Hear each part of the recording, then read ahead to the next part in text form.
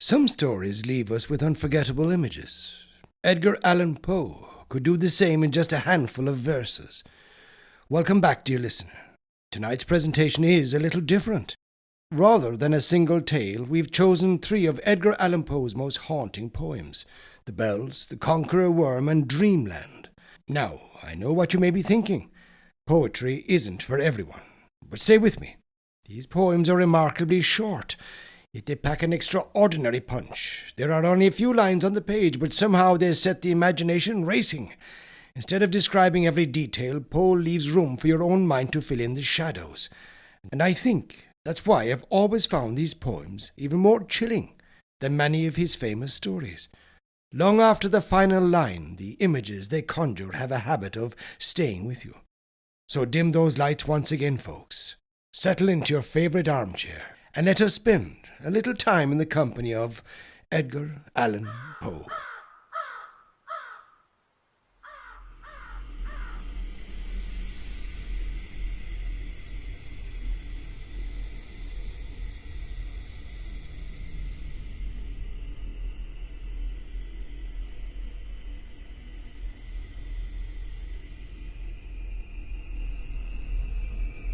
By a route obscure and lonely, haunted by ill angels only, where an eidolon named Night on a black throne reigns upright, I have reached these lands but newly, from an ultimate dim Thule, from a wild weird clime that lieth, sublime, out of space, out of time. Bottomless vales and boundless floods, and chasms and caves and titan woods, with forms that no man can discover, for the dews that drip all over, mountains toppling evermore into seas without a shore, seas that restlessly aspire, surging unto skies of fire, lakes that endlessly outspread, their lone waters lone and dead, their still waters still and chilly, with the snows of the lolling lily,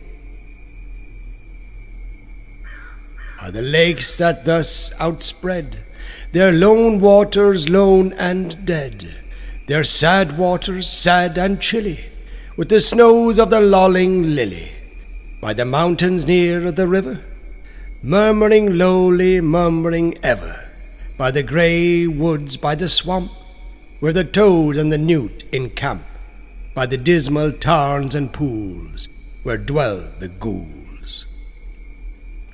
By each spot the most unholy, in each nook most melancholy, there the traveller meets aghast sheeted memories of the past, shrouded forms that start and sigh as they pass the wanderer by, white-robed forms of friends long given in agony to the earth and heaven. For the heart whose woes are legion, 'tis a peaceful, soothing region. For the spirit that walks in shadow, 'tis an Eldorado. But the traveller travelling through it may not dare not openly view it. Never its mysteries are exposed to the weak human eye unclosed. So wills its king who hath forbid the uplifting of the fringed lid, and thus the sad soul that here passes beholds it but through darkened glasses. By a route obscure and lonely, haunted by ill angels only, where an eidolon named Night on a black throne reigns upright, I have wandered home but newly from this ultimate dim Thule.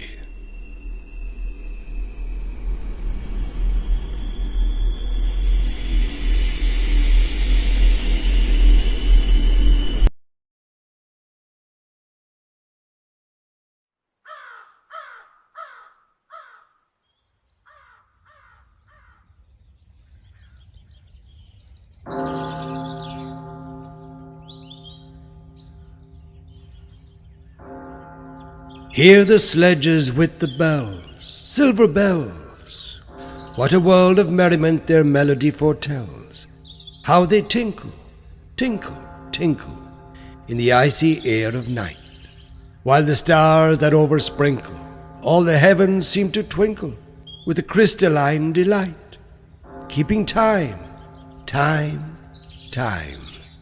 in a sort of runic rhyme, to the tintinnabulation that so musically wells from the bells, bells, bells, bells, bells, bells, bells, from the jingling and the tinkling of the bells.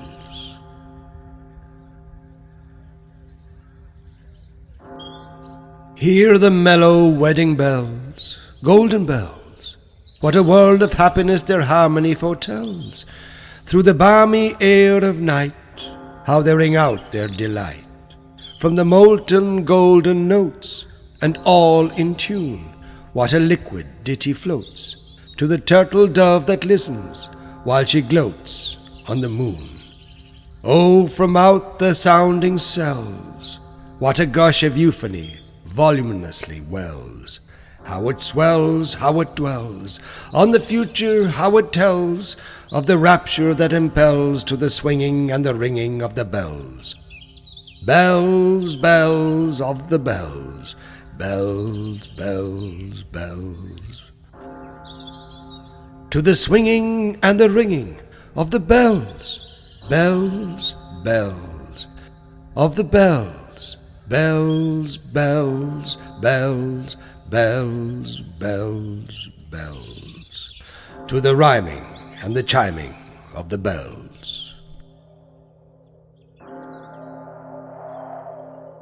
Hear the loud alarum bells, brazen bells. What a tale of terror now their turbulency tells. In the startled ear of night, how they scream out their affright. Too much horrified to speak, they can only shriek, shriek. Out of tune, in a clamorous appealing to the mercy of the fire, in a mad expostulation with the deaf and frantic fire, leaping higher, higher, higher, with a desperate desire and a resolute endeavor, now to sit or never, by the side of the pale-faced moon.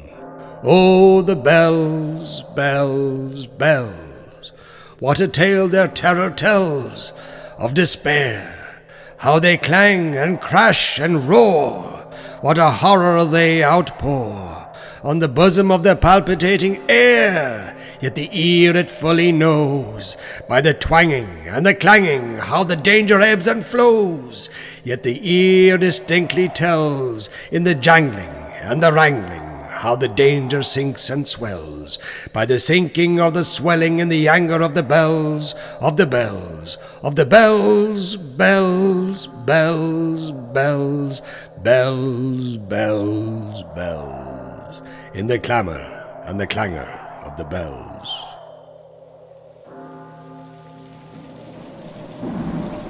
Hear the tolling of the bells, iron bells. What a world of solemn thought their monody compels. In the silence of the night, how we shiver with affright at the melancholy menace of their tone. For every sound that floats from the rust within their throats is a groan.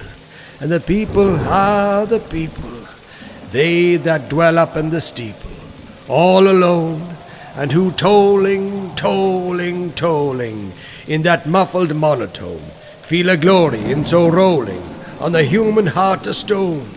They are neither man nor woman, they are neither brute nor human, they are ghouls, and their king it is who tolls, and he rolls, rolls, rolls, rolls, a paean from the bells, and his merry bosom swells with the paean of the bells, and he dances and he yells, keeping time, time, time, in a sort of runic rhyme, to the paean of the bells, keeping time, time, time, in a sort of runic rhyme, to the throbbing of the bells, bells, bells, to the sobbing of the bells, keeping time, time, time, as he knells, knells, knells, in a happy runic rhyme, to the rolling of the bells, bells,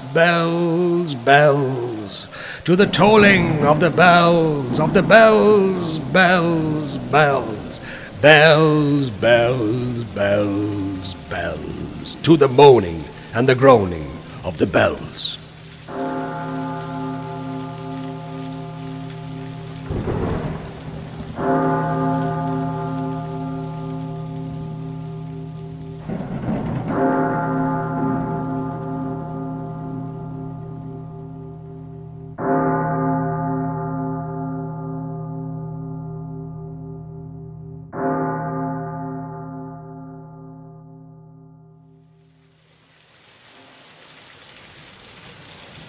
Lo, 'tis a gala night, within the lonesome latter years, an angel throng bewinged bedight, in veils and drowned in tears. Sit in a theatre to see a play of hopes and fears, while the orchestra breathes fitfully the music of the spheres. Minds, in the form of God on high, mutter and mumble low, and hither and thither fly, mere puppets they, who come and go at bidding of vast formless things, that shift the scenery to and fro, flapping from out their condor wings, invisible woe. That motley drama, oh, be sure, it shall not be forgot, with its phantom chased forevermore by a crowd that cease it not. Through a circle that ever returneth in to the self-same spot, and much of madness and more of sin, and horror the soul of the plot. But see, amid the mimic rout, a crawling shape intrude, a blood-red thing that rides from out the scenic solitude. It rides with mortal pangs, the mimes become its food, and the angels sob and vermin fangs in human gore imbued. Out are the lights, out all, and over each quivering form the curtain of funeral pall comes down with the rush of a storm, and the angels all pallid and worn, uprising, unveiling, affirm that the play is the tragedy, man, and its hero, the Conqueror Worm.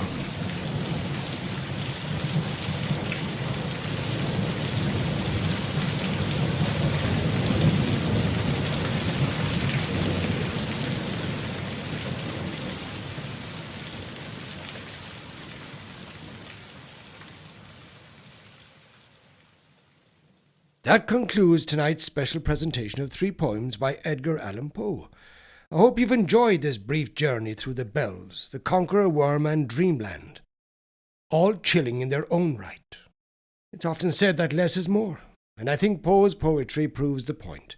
With only a few very carefully chosen words, he can create images and emotions that linger long after the final line has been spoken. If you enjoyed this collection, there are many more classic tales of horror, mystery, and the supernatural waiting for you right here.